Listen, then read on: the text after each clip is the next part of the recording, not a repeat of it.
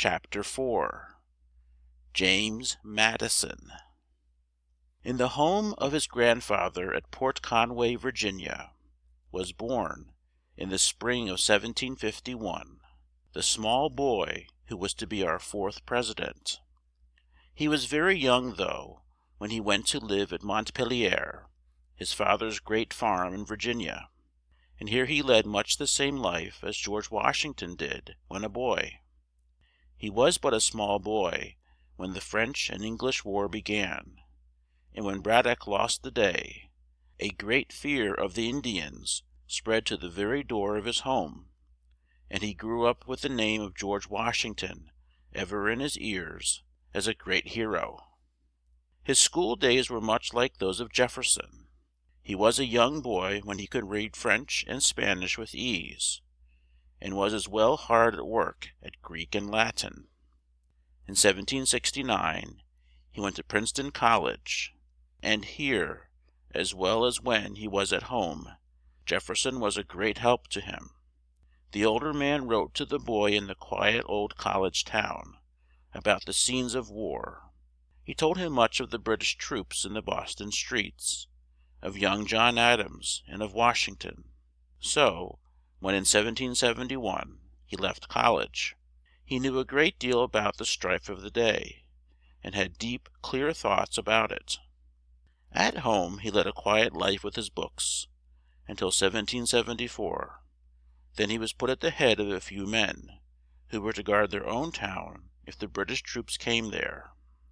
In this post he showed such a wise, clear mind, and did his part so well, that in a short time he was put in a high place in his state, and from there in 1779 was sent to Congress. Jefferson was at this time governor of Virginia, and the two men were close, warm friends. For 25 years Madison was one of the first men in this land. He had no taste for war, but he soon took a high place with those who made the laws of the land. One of the great things he did was to help draw up the Constitution of the United States. In 1794 this grave and quiet man married, as Washington and Jefferson had done, a young and lovely widow. She was but 22 years old, 20 years younger than he, and her name was Mrs. Dorothy Payne Todd. Later on, the folks who grew to love this fair lady so well gave her the name by which we know her today, Dolly Madison. She was a Quakeress, and so fair and sweet was she, in her quiet little gown of gray, that once a friend said to her, "Dolly, truly thou must hide thy face, so many stare at thee." For 1 year after his marriage, Madison lived at Montpelier. Then again he went into public life, first in his state, and after that, in 1800, as Secretary of State under Jefferson. Now began the gay life at the White House, for which Dolly Madison won so much fame.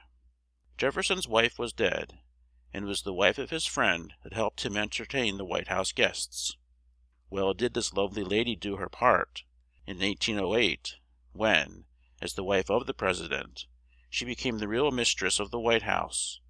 More than ever did the people love her. Today, of all the pictures of the President's wives that hang up on the White House walls, none is more lovely than that of the gay and pretty Dolly Madison.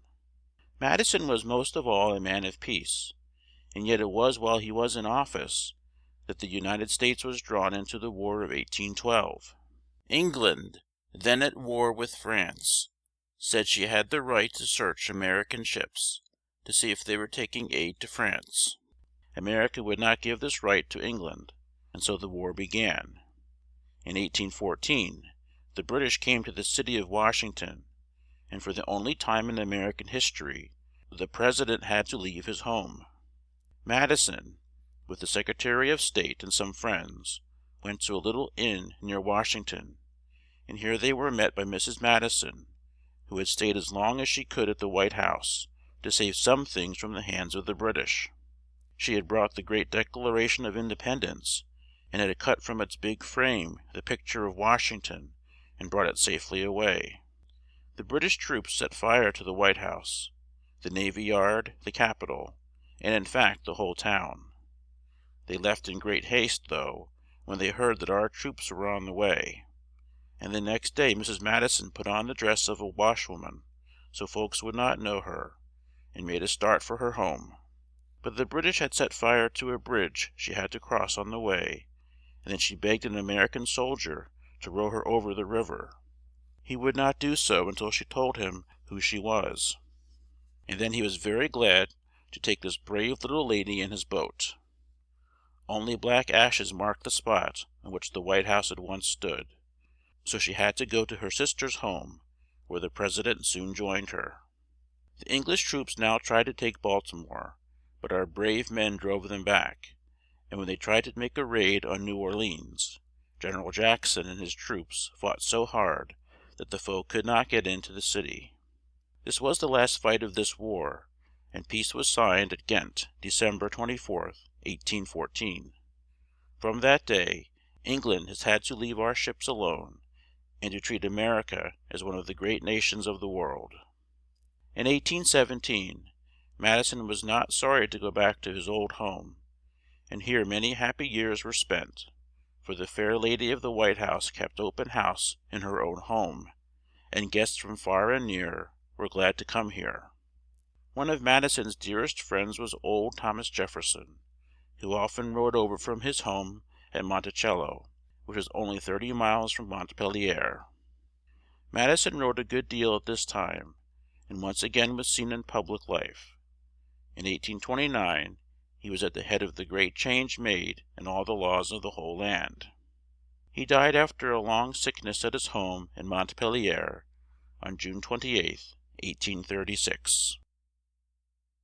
End of Chapter 4. Recording by Greg Giordano. Newport Richey, Florida.